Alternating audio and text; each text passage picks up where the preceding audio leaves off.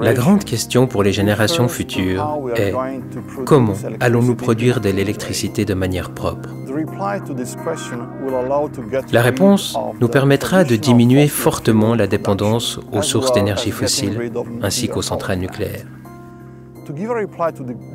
Pour répondre à ces questions, il y a trois défis principaux.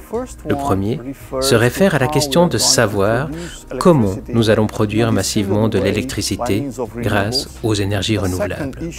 La seconde est de savoir comment nous allons stocker cette énergie, connaissant la nature discontinue des énergies renouvelables. Et la troisième question est de savoir comment nous allons intégrer la production, le stockage, ainsi que les fluctuations de la demande.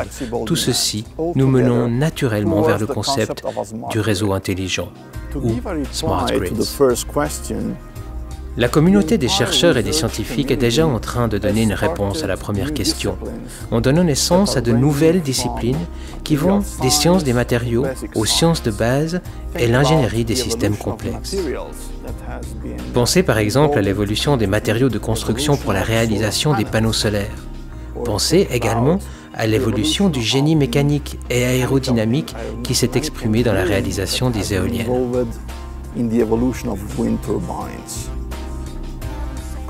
À propos de la deuxième question, la prise de tête des scientifiques a trait au fait que les énergies renouvelables sont intrinsèquement distribuées et discontinues. Nous devons donc, pour répondre à la demande en électricité, développer des systèmes de stockage appropriés qui nous permettront d'aplanir la production de ces outils et de les intégrer de manière plus efficace dans le réseau électrique.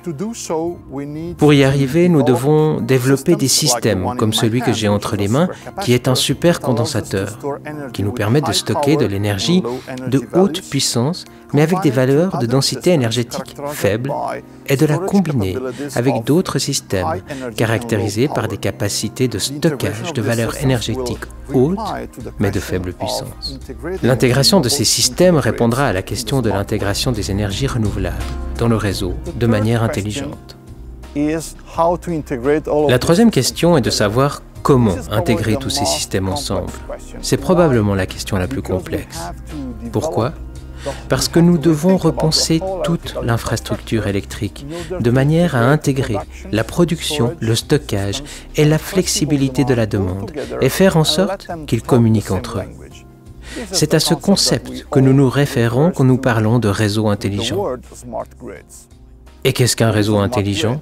C'est une infrastructure électrique complexe où tous les éléments communiquent de manière à satisfaire à la production flexible et aussi à augmenter l'efficacité du système.